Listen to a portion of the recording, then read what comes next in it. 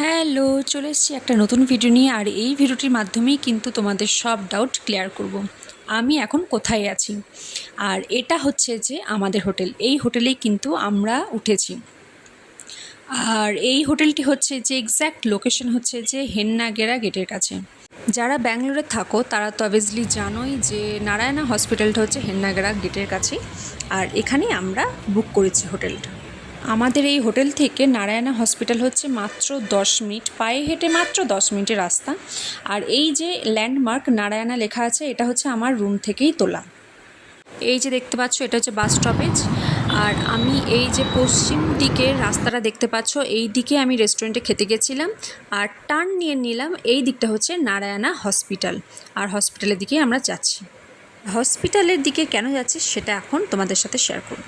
তো এবার তোমাদের ডিটেলসে বলি যে অ্যাকচুয়ালি কেন ব্যাঙ্গালোর এসেছি। সেটা হচ্ছে যে যখন করোনা ছিল সেই সময় বাবার হার্ট সার্জারি হয়, বাইপাস সার্জারি হয়। সেটা হচ্ছে বিএম বিড়লা, কলকাতার বিএম বিড়লাতে ডক্টর মনোজ দাগা করেন। তো সেখানে আমরা চেক আপ করাতাম। প্রথম বলতো যে 1 মাস পর, 2 মাস পর, 3 মাস পর, 6 মাস পর, এরকমভাবেই কিন্তু চেক আপ করাতে হয়। 6 মাস 1 বছর পর পর এখন চেক আপ করাতে হয়।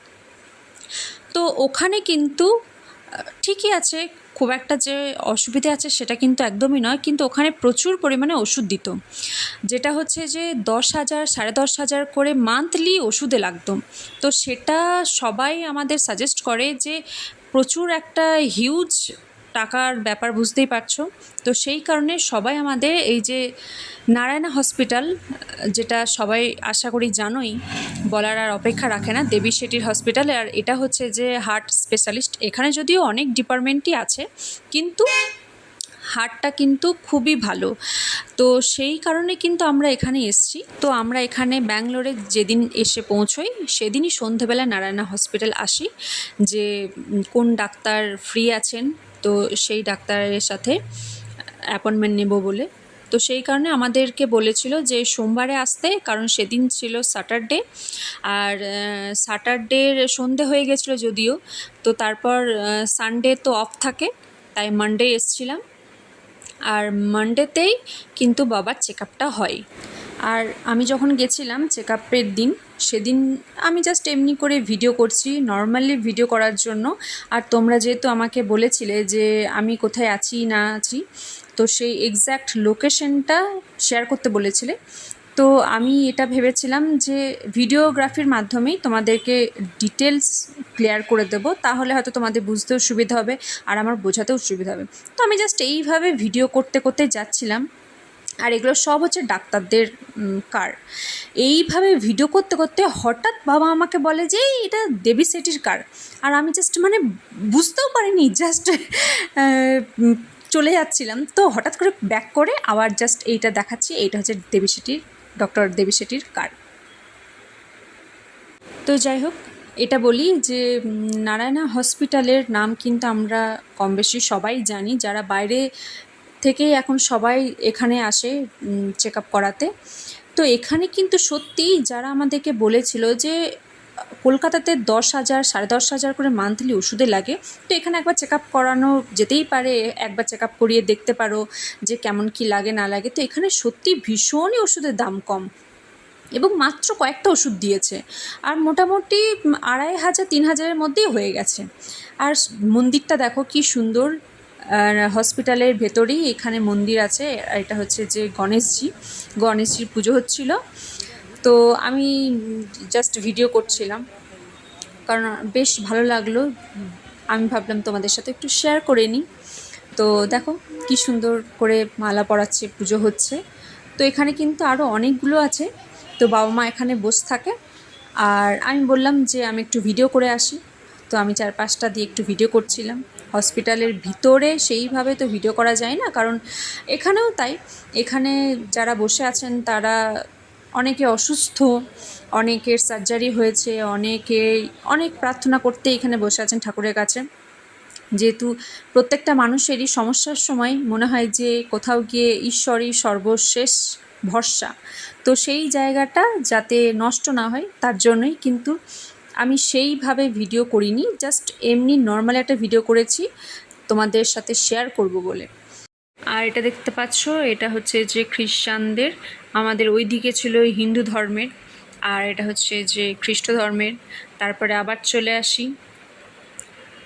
আর এই যে দেখতে পাচ্ছ কি সুন্দর জায়গাটা, ভীষণই সুন্দর, গাছগুলো এত সুন্দর করে কাটা। আর এটা হচ্ছে যে মুসলিম ধর্মের, অনেকে বসে আছে, তো আমার সেটা দেখে একটু কেমন কেমন লাগছে যেহেতু ভিডিও করছি বলে। আর তারপরে এটা হচ্ছে যে মেবি এটা হচ্ছে জৈন ধর্মের, কারণ শুধুমাত্র দেখতে পেলাম এখানে আছে পাঞ্জাবের স্বর্ণ মন্দির। আর যদিও সেই অর্থে আমি জৈন ধর্মের কী কী আছে না আছে আমি খুব একটা জানি না, জানা নেই আমার, তো সেই কারণে আমার মনে হলো ওটা জৈন ধর্মের পাঞ্জাবের স্বর্ণ মন্দিরটা দেখে।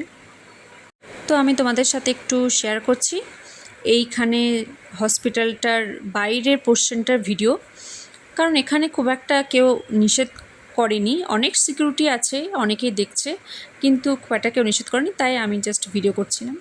আর গাছটা দেখো এত সুন্দর করে কাটা, এত সুন্দর লাগছে, আমি জানি না বুঝতে পারছো কি না ক্যামেরার মাধ্যমে, আমার যদিও খুব একটা দামি ফোন নয়, তাই আমি তোমাদের সাথে সেই অর্থে বোঝাতে পারছি কি না বুঝতে পারছি না, বাট আমি এইভাবে হাত দিচ্ছিলাম, জাস্ট এত সুন্দর লাগছিলো। আর প্রত্যেকটা গাছই এত সুন্দর করে কাটা, আর এই যে ঘাসের ভিতরেও কিন্তু কোনো নোংরা নেই, এত ভালো করে পরিষ্কার করছে, প্রত্যেকটা গ্রিল কাঁচ সব সময় অনবরত কিন্তু পরিষ্কার হয়ে যাচ্ছে। তো চলো দেখতে থাকো পুরোটা। আর এটা হচ্ছে ভিতরে চলে এসেছি আমরা, আর যাদের এখানে অ্যাপয়েন্টমেন্ট থাকে যে কোনো ডাক্তারে, এখানে ডেন্টালও আছে, হার্টেরও আছে।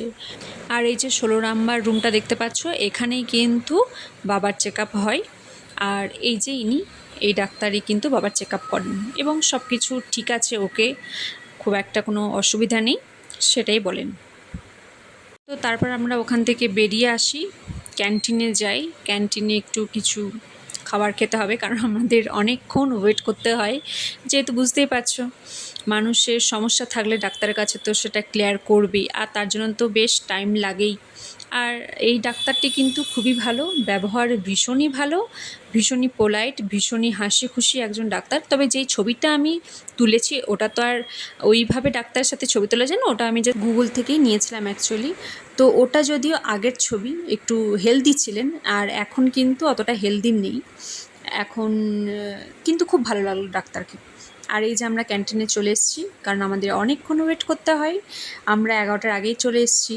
তো ডাক্তারের সাথে দেখাতে দেখাতে মোটামুটি 2টো এরকম হয়ে যায়, 1:45 2টো বেজে যায়, তো তাই আমরা খেতে চলে এসেছি। তো চলো একটু খাবারটা খেয়ে নিই।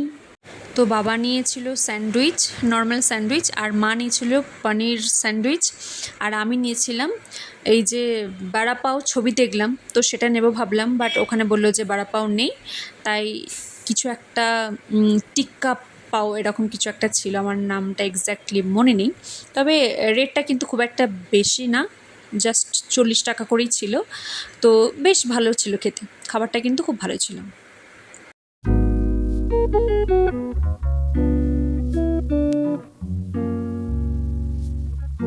আর এই যে বাবা এখানে ওষুধ কিনছে, তাই আমি এখানে দাঁড়িয়ে আছি।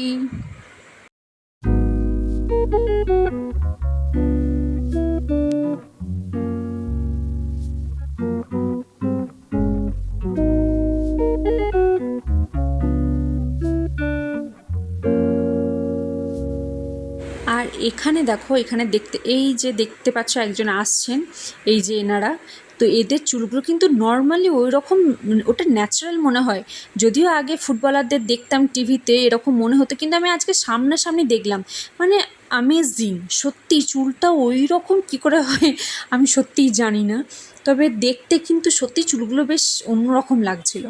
তো তারপরে আলটিমেট ব্যাক করি, ওখান থেকে চলে আসি। তো বেশ বাবারও কন্ডিশন ভালো আছে, তো আলটিমেট সব কিছু ঠিকঠাক আছে, এটা শুনেও বেশ ভালো লাগে, দেখেও ভালো লাগে। এই যে এখানে ভিতরে সিঁড়ি আছে, তো জ্যাম এড়াতে এই দিকেই চলে আসি। আই থিঙ্ক তোমাদের সমস্ত ডাউট ক্লিয়ার করতে পেরেছি, তো আরও কিছু জানার থাকলে তোমরা কমেন্টস করো, আর এখন তাহলে বাই, ভিডিওটি কেমন লাগলে জানিও।